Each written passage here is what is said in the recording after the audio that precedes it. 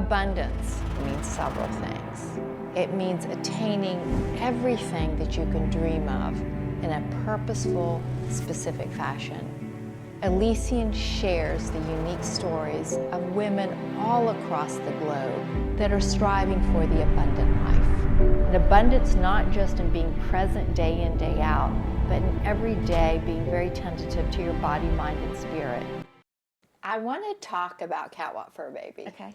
So I call you one day and I say, do you want to do this? Do you want to do this fashion show in New York? It'll be fun. It'll be easy. And it was fun and it was fast. It was really fast. And it was something so different. So it's so nice to see, and I do think, not just South Carolina, I think the world gets behind giving. There's just something about giving back and helping other people that is just infectious. And that's what I think CatWalk FurBaby does. I think it excites people to see what they can do with their talents to give back. So CatWalk FurBaby did this under the banner of domestic violence and silent tears.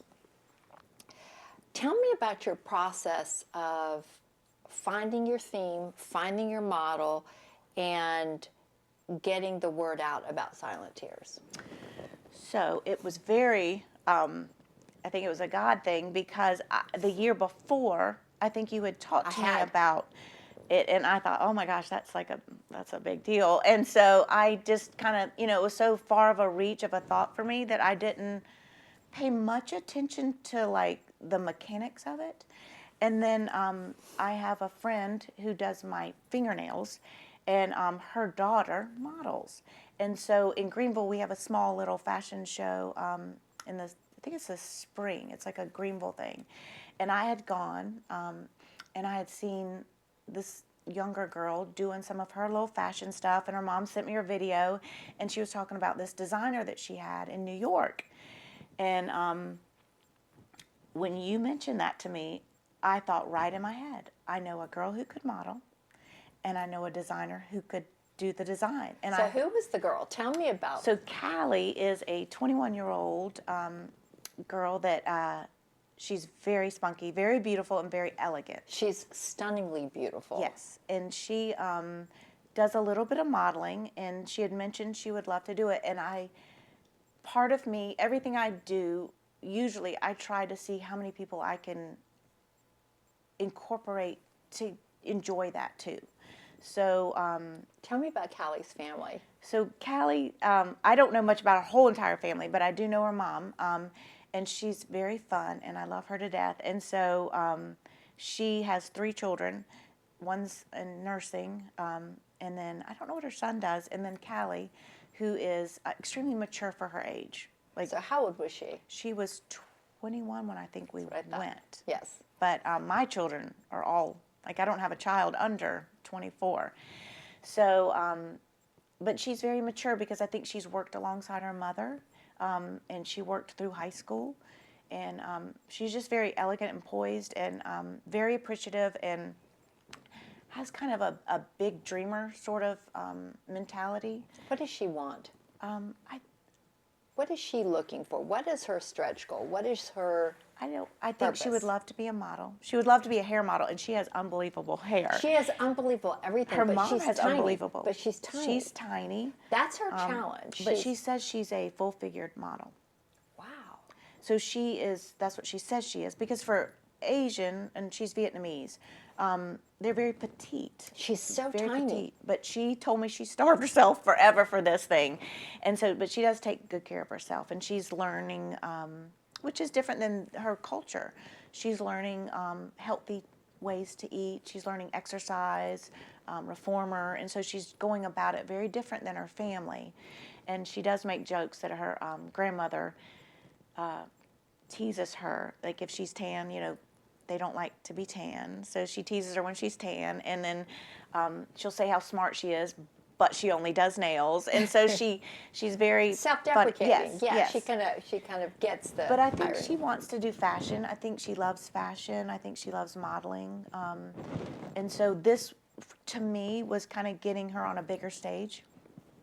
And I thought she would do she walked in the one in Greenville, so I knew she could walk, and she'd worked with a designer before, and so they knew the sizes and everything. And then my designer is actually from North Carolina. Who is the designer? Oh my gosh. Alex Foxworthy. Wait, no. That's right. That's yeah, right. Alex Okay. Foxworthy. All right, do it again. The design, because we'll cut that. Okay. Go ahead. The designer is Alex Foxworthy, and so she has Southern roots.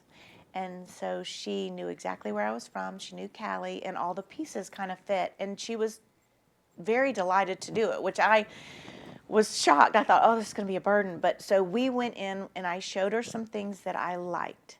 And I do know that I had to the learning curve of what looks good on the catwalk is not always what you would wear to dinner. So we shared what silent tears. So it was. So what was your philanthropy? The philanthropy was the power. I wanted the power of a woman. I wanted the power behind and the strength behind. You got to start from the beginning because Okay. this is all going in the documentary. Okay. So I want to start out by saying. I want you to start out by saying, Silent Tears is a charity, and what I wanted the theme to be was and why. Okay. So Silent Tears is our charity, and what I wanted the theme to be was women and the power and the strength behind women. But I also wanted it to have beauty and grace in that strength. And so for me, when I talked to Alex, I told her I wanted it to be a strong woman, but I also wanted to have sensuality and beauty because I think women can be sensual and still be strong. And so we tried to incorporate that. And I also wanted to pull in the whole thought of silent tears and you know, the quietness and the lowness of pain. And so we incorporated pain, beauty, strength, sensuality, and so she did a fabulous job, I thought. She did do a fabulous job. And can I tell you something? It was interesting. I had more people come up to us. The biggest criticism of the entire award thing, I had more people come up saying that you all did not get an award. And you actually came in second in 2 of the 3.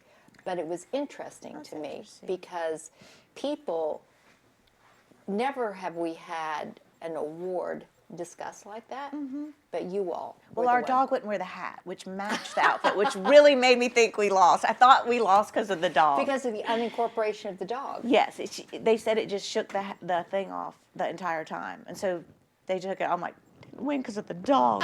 I mean, the dog fit well. I did think the personality and the shape, but it did not want to wear that hat. That I don't know. I just know that kind of empirical evidence, it was really interesting, which is part of the reason we wanted to put this in the documentary, because to participate, it's really about awareness. And the documentary will be talking about Silent Tears. What's the tagline for Silent Tears? Silent Tears. What's the, like ours would be ELYSIAN, Women Inspiring Women. What's your tagline? It's on our thing. Yeah, do you know?